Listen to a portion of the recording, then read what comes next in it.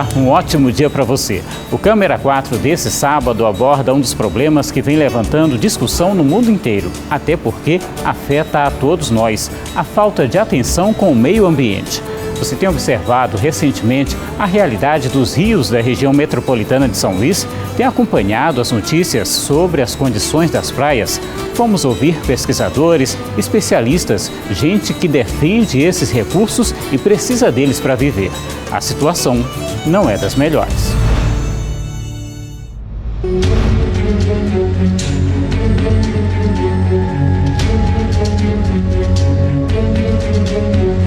Do alto, a beleza de um dos maiores rios da cidade.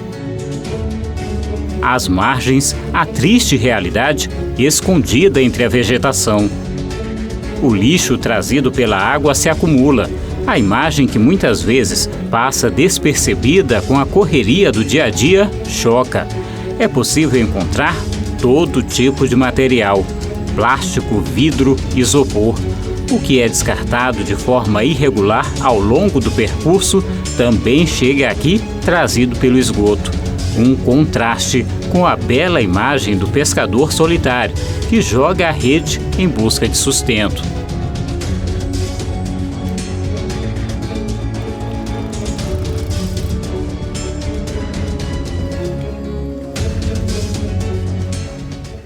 Esse grupo de pescadores também prepara as redes. Eles costumam tentar a sorte na busca de complementar a renda das famílias com a atividade no Rio Bacanga. Contam que encontrar peixes por aqui não é mais como antes. A tarefa está cada vez mais difícil. Na rede, um exemplo das consequências da poluição. Em vez do pescado, uma luva precisa ser retirada, o que é cada vem mais comum. Vem tudo na rede, o cara bota a rede aí perde a rede, ó, uma rede essa aqui novinha, ó. Aí o cara vai ver, ó, só dá pra fazer uma pescaria. Aí é complicado, o cara desempregado, pra vir pra cá caçar uma boia aqui é roça pra ele, viu? É brabo. Realidade que faz parte do retrato atual dos rios e praias da região metropolitana de São Luís. Considerada a maior das 20 bacias hidrográficas existentes na Grande Ilha, o Rio Bacanga tem percurso de pouco mais de 16 quilômetros. Passa por bairros importantes e, pelo caminho, é afetado pelas consequências do crescimento da cidade. No bairro Areinha, uma das valas de esgoto, sem nenhum tratamento, corta ruas e segue em direção à água. Enquanto isso, lixões se formam como nesse ponto, completando o cenário de poluição.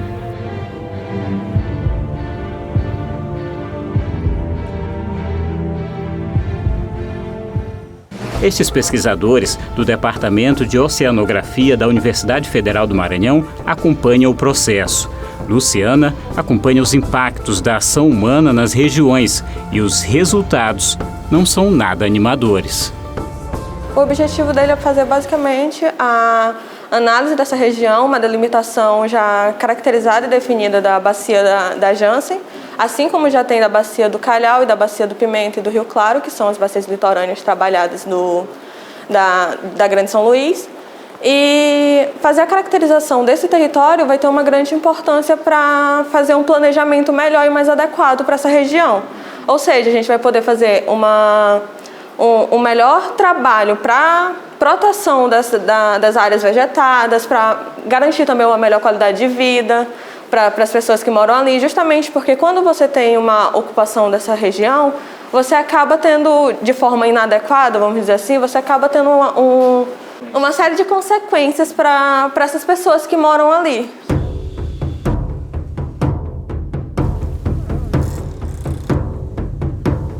Segundo o levantamento feito pelos pesquisadores, as áreas que mais sofreram interferência são as das bacias do Bacanga e da Laguna da Jansen.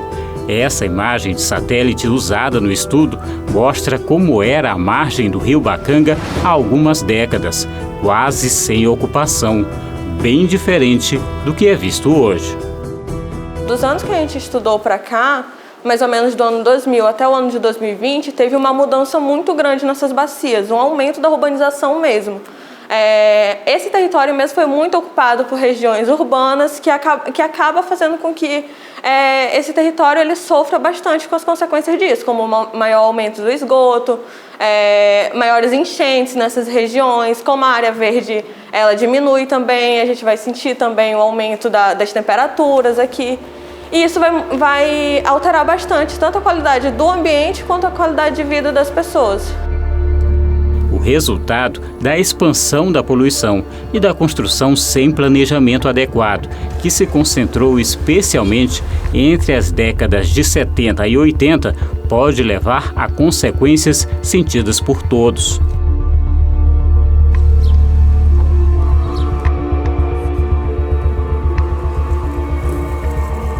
No mínimo, mais aplicações de políticas públicas mesmo para garantir a conservação desses ambientes, justamente porque é o necessário para se ter o melhor planejamento dentro dessas áreas onde tem uma maior ocupação urbana.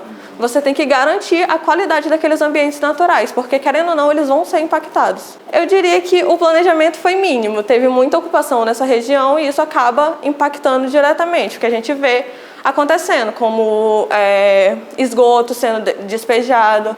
A gente vê isso claramente nas bacias costeiras. A bacia do Rio Pimenta é uma das que apresentam maior carga de poluentes, quando a gente viu, maior carga de poluição, na verdade, maior degradação desse mesmo ambiente. E a gente pôde caracterizar isso quando a gente fez os estudos, tanto de ocupação urbana como de morfometria, para caracterizar o terreno. A gente viu que essa bacia ela se encontra mais impactada, porém as outras também se encontram desse jeito, tanto a do Claro quanto a do Calhau, que a gente também trabalhou, em conjunto com a bacia do Pimenta. Dados do painel intergovernamental sobre mudanças climáticas da ONU mostram que, no melhor dos cenários, o planeta deve alcançar 1,5 grau de aquecimento nas próximas décadas. Você sabe quais são os critérios de balneabilidade e o que é levado em conta para definir se uma praia está própria ou não para o banho, e a realidade das praias da região metropolitana. É logo após o intervalo.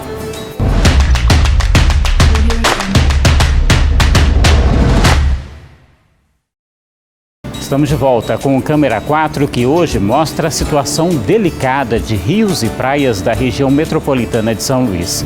Você sabe quais são os critérios de balneabilidade, o que é levado em conta para definir se uma praia está ou não própria para o banho? Além do contágio por coronavírus, outro risco à saúde nas praias da capital está no banho de mar. O último laudo de balneabilidade divulgado pela Secretaria de Estado do Meio Ambiente revelou que todas as praias de São Luís estão impróprias para banho. O laudo é referente ao monitoramento feito entre os dias 1º e 29 de março. Foram coletadas e analisadas amostras de 22 pontos espalhados por toda a Grande Ilha. Durante o fim de semana, imagens como essa são comuns. Praia lotada e muita gente se divertindo.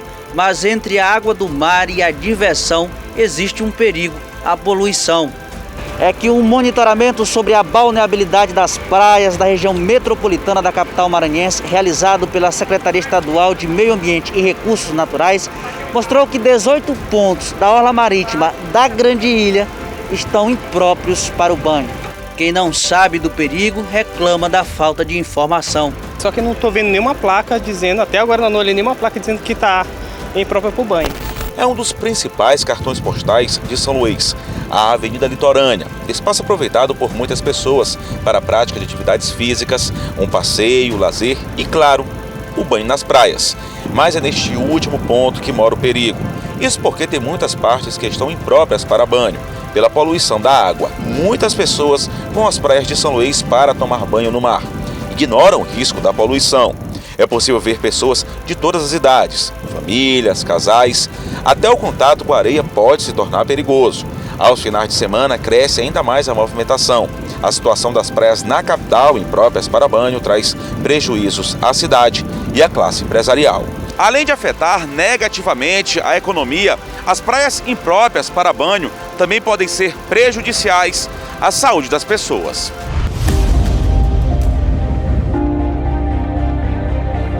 Um problema que não é de hoje.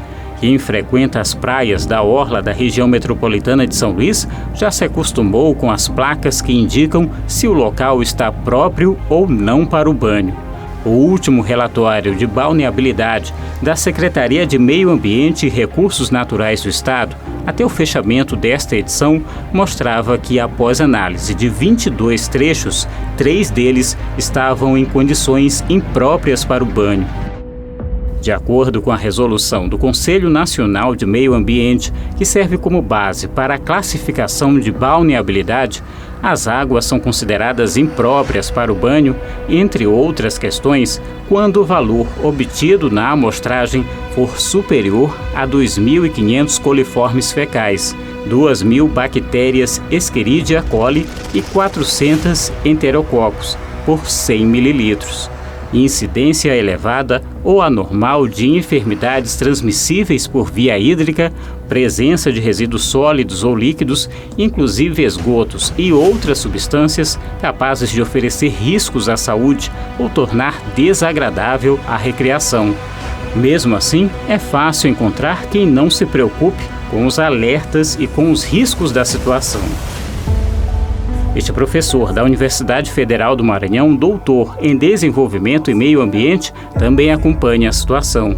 O Departamento de Oceanografia e Limnologia da UFMA, que está há mais de 50 anos atuando na gestão ambiental, em trabalhos ambientais do Maranhão todo, na ilha do Maranhão também, ele é constituído por um conjunto de laboratórios de diferentes áreas. Então nós temos, por exemplo, laboratórios de análise de água, laboratórios de análise de sedimentos, laboratório de análise de peixes, laboratório de análise de micro-organismos, laboratório de análise de poluentes. Então é um complexo, né, de laboratórios que conjuntamente atuam, né, os professores, técnicos administrativos, em projetos de pesquisa, de extensão e de ensino para avaliar a condição ambiental de diversos domínios territoriais. Aí, 2 exemplos clássicos são as bacias hidrográficas, a bacia hidrográfica, por exemplo, do Rio Bacanga, do Rio Anil, ou a zona costeira, que é o setor de praias, né, a região da orla, por exemplo, de São Luís, litorânea, que a gente chama de zona costeira.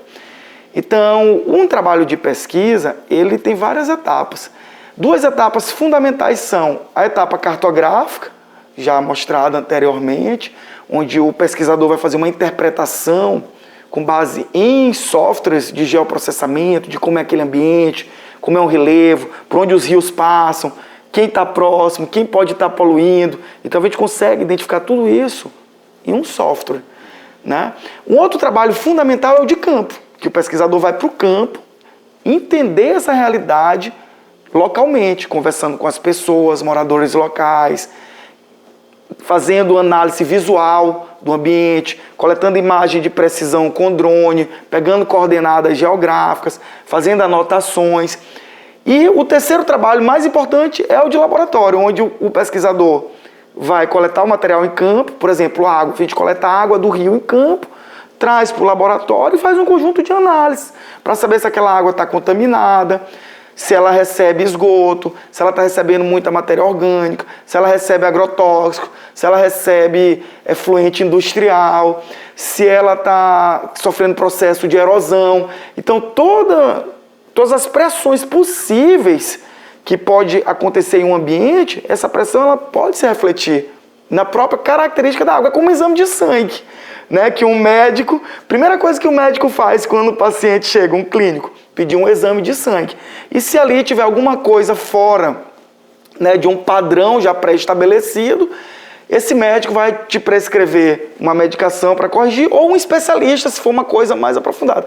Na parte ambiental é a mesma coisa. A gente faz uma análise básica e se a gente percebe que um padrão pré-estabelecido, que a gente chama de background, né, se esse padrão está fora do eixo, a gente consegue ali interpretar que tipo de pressão pode estar causando aquilo, para a partir disso indicar as medidas corretivas, preventivas. O material coletado é guardado e refrigerado para análise. A falta de tratamento adequado de esgoto, produzido em toda a região, aparece nos resultados.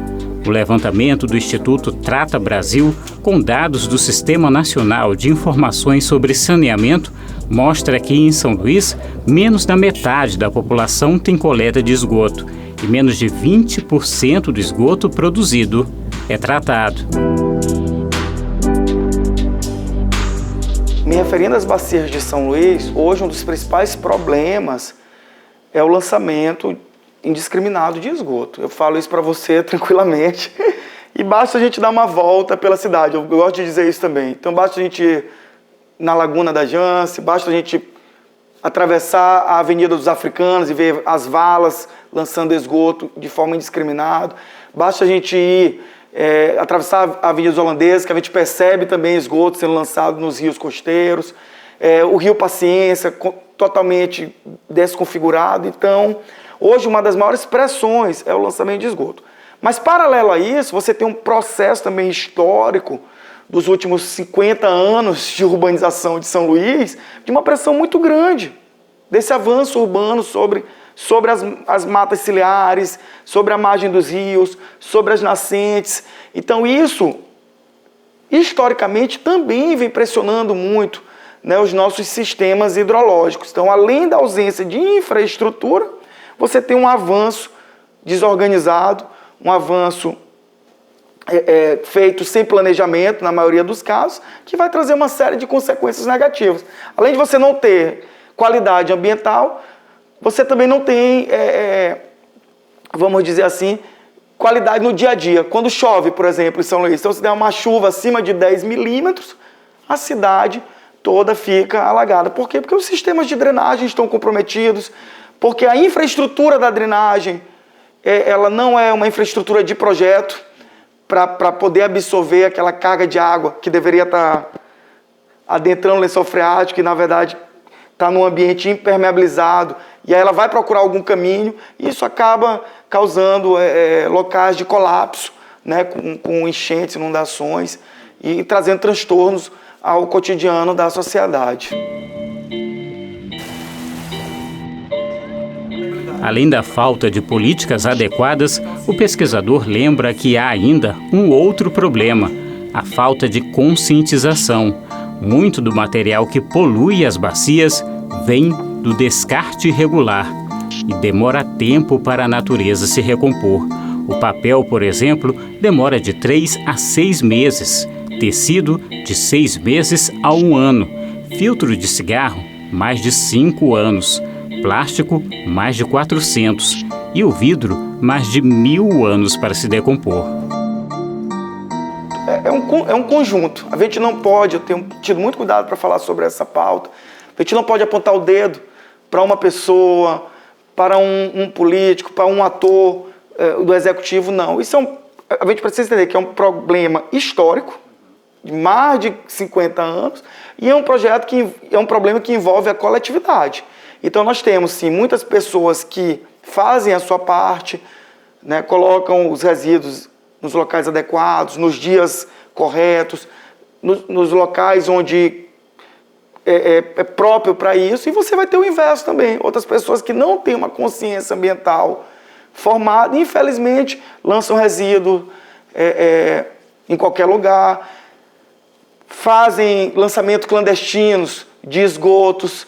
Então isso é comum também na sociedade. E aí a gente tem como missão também na educação tentar quebrar essas barreiras e deixar a população mais consciente o possível com relação às questões ambientais. Apesar da realidade constatada, pontos de esperança. Segundo os levantamentos dos pesquisadores, ainda há sim locais em que é possível encontrar bacias sem poluição. Bacias urbanas, em quase todo o Brasil, elas vão estar pressionadas, né, pelas ações antrópicas. Mas é interessante dizer que nessas bacias ainda há muitos refúgios, né, zonas que você encontra uma qualidade ambiental muito grande. O próprio Bacanga, na zona do Sítio do Físico, que é um grande projeto cultural e de extensão do estado do Maranhão e da cidade de São Luís, tem nascentes incríveis, né, que ainda possuem características muito próximas das originais. Ao mesmo tempo, essa própria bacia do Bacanga tem nascentes que vão estar totalmente descaracterizadas e recebendo poluentes. Então, acontece muito esse contraste. Mas há uma relação. Quanto maior o nível de urbanização, mais pressão sobre os rios e sobre as nascentes. Isso a gente percebe.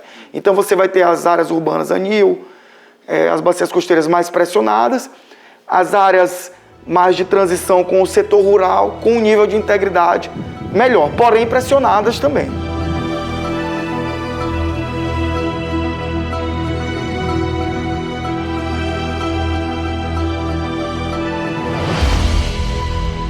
No próximo bloco, vamos conhecer um projeto que, por conta própria e com a ajuda de voluntários, vem atuando com formas de conscientização sobre a importância da preservação.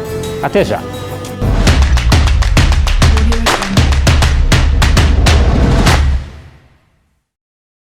Estamos de volta com o Câmera 4, que nesse sábado fala sobre os impactos das nossas atitudes no dia a dia sobre o meio ambiente. Que tipo de ação você costuma praticar como forma de preservação? Vamos conhecer um projeto que, por conta própria e com a ajuda de voluntários, vem atuando com formas de conscientização.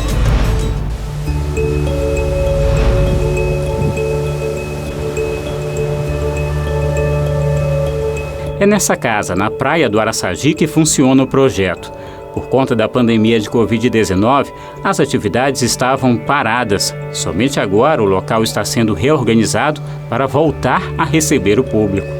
Aqui, estudantes e turistas recebem, por exemplo, aulas sobre a fauna marinha e como preservar as praias. Maurício é um dos professores e fundador do projeto. Bom, esse projeto ele surgiu como consequência, digamos assim, de uma prática que a gente tinha, né, já há muito tempo, eu e o professor Zé Maria, de trazer alunos para fazer atividades práticas, nossos alunos regulares, né, para observação prática do ambiente na praia. E a gente percebeu que chamava atenção, né? E a gente achou que valia a pena a gente botar um projeto pelo fato de a gente ter uma preocupação muito grande com a questão do meio ambiente, né? Nós somos professores e, além de professores, biólogos e somos ambientalistas, né? Então a gente achou que valia a pena a gente tentar divulgar a biodiversidade, né, da fauna, principalmente da fauna do litoral, e a importância da preservação dessa fauna, tá? E associando isso com a questão escolar, com a questão educacional. Então a gente montou um espaço que é um pequeno mostruário do que é essa diversidade, né, da fauna, e a gente recebe principalmente escolas, né, que usam o nosso espaço como atividade, como a gente chama no nosso formalmente, atividades extra-classe, né? O que é muito importante do ponto de vista da educação, porque isso motiva muito os alunos, estimula os alunos na aprendizagem, né? E além disso, a gente permanece aberto aos finais de semana, feriados, aberto ao público, que também é importante que a gente faça esse trabalho de educação ambiental, de conscientização com o público em geral, né? Que essa coisa, esse processo não aconteça só dentro das escolas. Ele lembra que boa parte do problema está na falta de conscientização, que deve começar desde cedo. Muito importante, né, exatamente esse processo de conscientização, né? Porque se a gente for olhar a realidade, né, a nossa realidade, a gente vai ver que a sociedade como um todo dá muito pouca importância, né, à questão ambiental, né? Embora as pessoas possam até ter um certo discurso, tá? Mas na hora da prática a gente vê que não é bem isso, né? Eu gosto de chamar um exemplo claro de que as pessoas não interiorizaram, vamos dizer assim, essa consciência ambiental, é a gente observar a praia na segunda-feira, certo? Depois de uma praia cheia no domingo, tá? Então a quantidade de lixo que fica, certo? Na minha cabeça isso demonstra que as pessoas não têm interiorizado, né, essa importância, né? Talvez as pessoas não saibam, né, não tenham essa consciência do mal que esse lixo faz para a questão ambiental, principalmente nos ambientes marinhos, né? Então essa é uma questão que a gente sempre gosta de chamar a atenção, né? Hoje tem estimativas de que nos oceanos do mundo inteiro, para cada 2 quilos de peixes, tem 1 quilo de plástico, tá? Segundo as estimativas, até 2050 aproximadamente, essa relação vai inverter. Para cada quilo de peixe vai ter 2 quilos de plástico, né? Então tem que existir uma consciência social a respeito disso, tá? A gente não pode considerar que só o poder público vai fazer.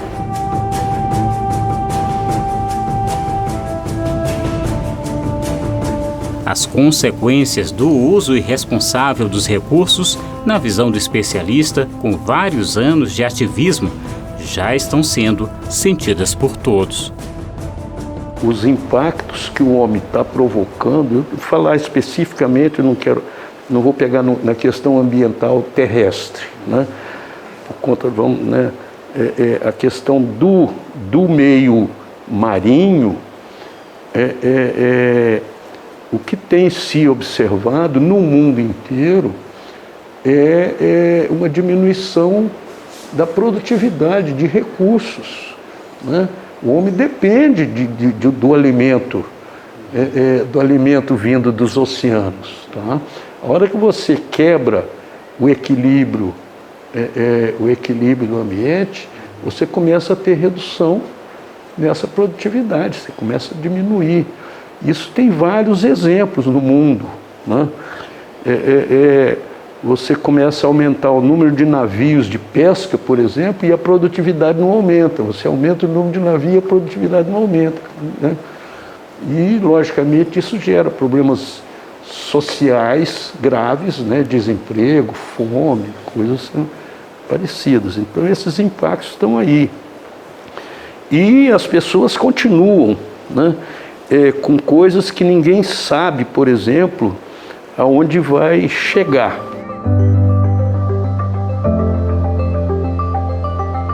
O projeto Orla Viva desenvolve atividades desde 2007, conta com a colaboração de voluntários e é mantido por recursos próprios. José Maria é outro fundador da proposta. Eu fui aluno do professor Maurício lá na UFMA e quando eu terminei o curso, nós começamos a vir para cá, para um espaço que é aqui nesse ambiente. Montamos os aquários e começamos a fotografar e começou a atrair gente aqui na praia para olhar esses aquários. Aí alugamos uma casa, né, ali na frente. Depois teve um problema, tivemos que alugar essa outra aqui. Estamos aqui uns 10 anos. E isso me motiva porque é uma coisa que eu sempre quis fazer, né? Trabalhar com animais e, paralelo, o meio ambiente também, né? Isso que a gente faz até hoje e vamos continuar fazendo. O Orla Viva, durante esses 12, 13 anos, mais ou menos, que a gente está em funcionamento, ele já foi muito visitada, né? Muito mesmo, já tivemos muita gente de vários países, inclusive, eles vêm para cá, para São Luís, aí descobrem na internet e vêm bater aqui. Tá? Fora as escolas que, tanto de São Luís como do resto do estado do Maranhão, e algumas de fora também, do Piauí, do Pará, já veio escola do Pará só para ter aula de meio ambiente e de biologia marinha, já veio escola do Tocantins também, tá? Vieram só para cá, tiveram a aula e voltaram. Almoçaram inclusive por aqui, compraram bandeca. Então isso estimula muito a gente, porque a gente sabe que o trabalho da gente está sendo reconhecido. É nos finais de semana e feriados que o trabalho ganha ainda mais importância.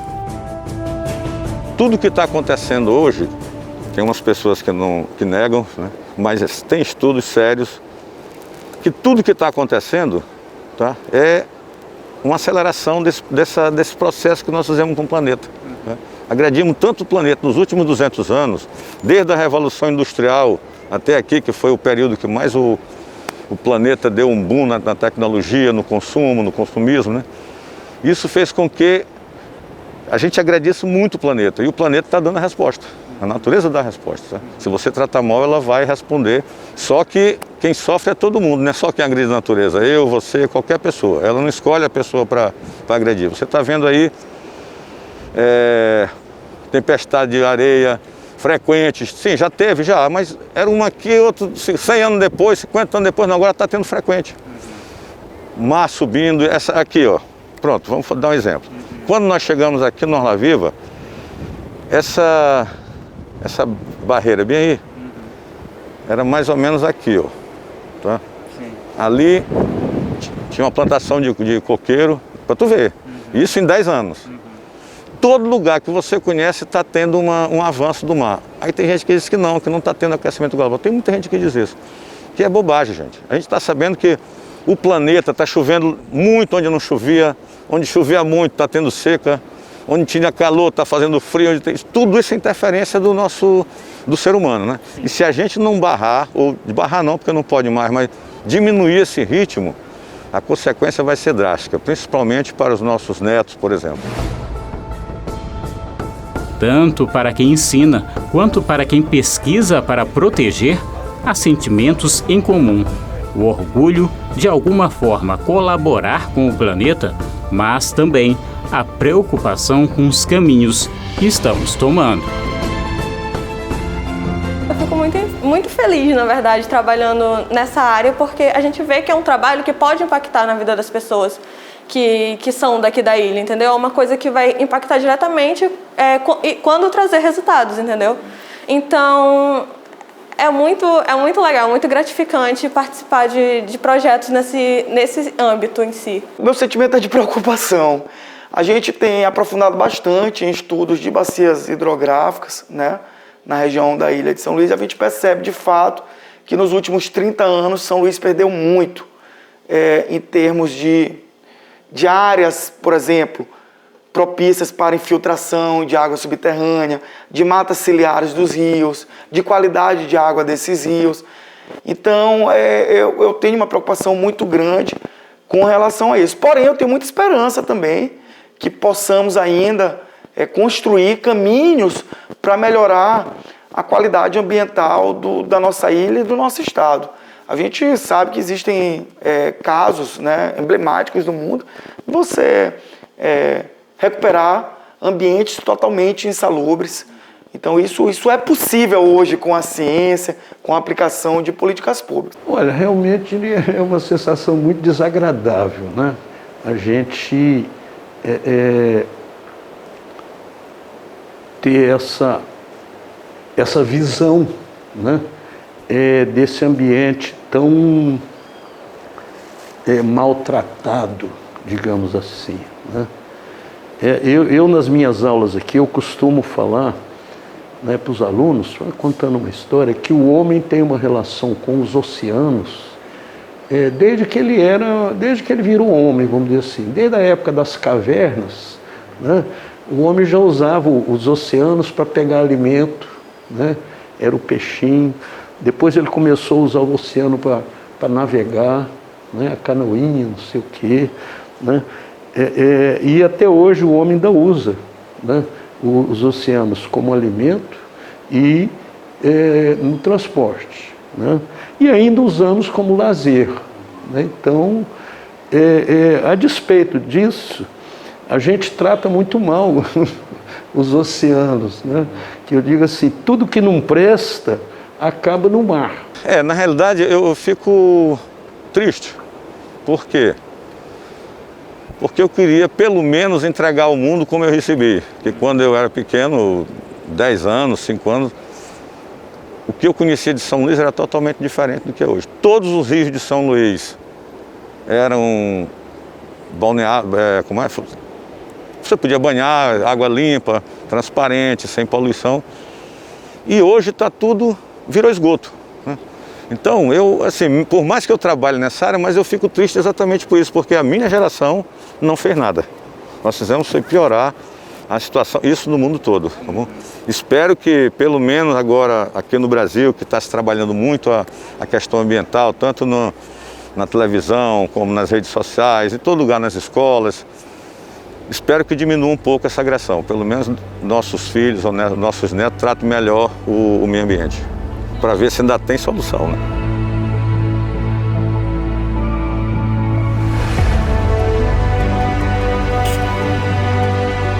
Alerta que vem para todos. Exemplos também. Cientistas de um instituto de pesquisa britânico chamam a atenção para a necessidade de adaptação das práticas de produção e consumo. Caso contrário, as consequências podem ser irreversíveis até 2040. Um futuro não tão distante assim. E os impactos também não.